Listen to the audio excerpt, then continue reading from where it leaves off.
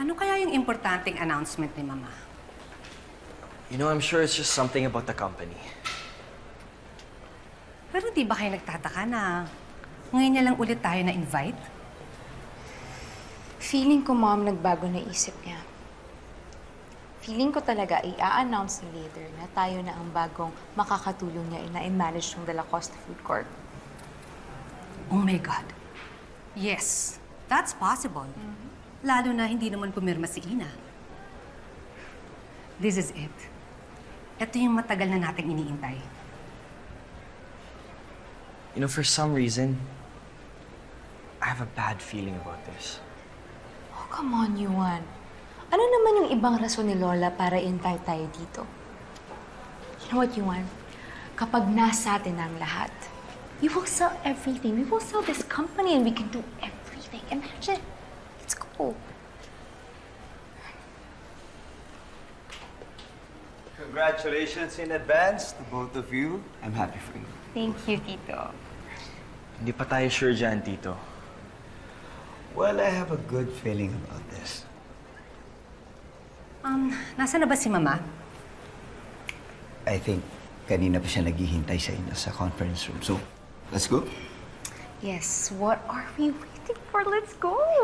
Tapusin na natin to at makuha na natin yung para sa atin talaga. Lola, kinakabahan po ako. Ngayon ka pa kakabahan. Ngayon pang nalaman mo na legacy ng Lola Rosario mo nakasalalay dito. Kasi po, Lola, nag-aalala po ko paano po kung hindi ako magtagumpay, paano po kung mabigo ko kayo at si Lola Rosario. Hindi ka pa nag-uumpisa, pinagdududahan mo ng sarili mo.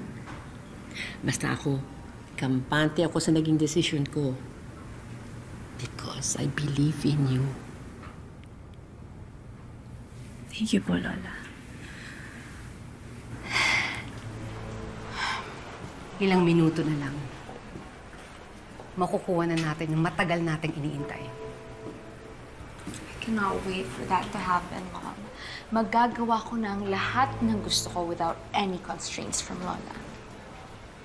Kung may ano magsa-celebrate, at ilibigay sa akin ni Lola ang shares niya, ang dami pang pwedeng mangyari. Here we go. It's about time to open the door to your multi-million peso future.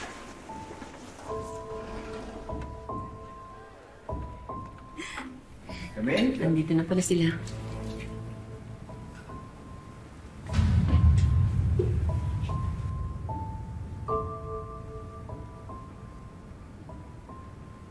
What is she doing here?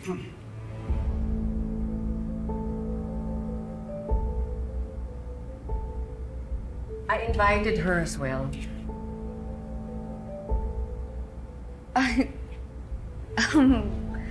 Why? Akala ko tinanggihan niya na yung donation agreement. Dahil may kinalaman siya sa announcement ko.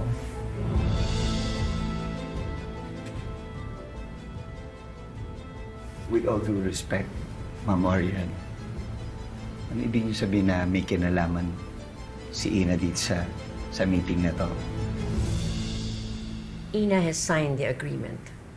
So effective immediately, siya na ang uupo bilang CEO ng Dela Costa Food Corporation.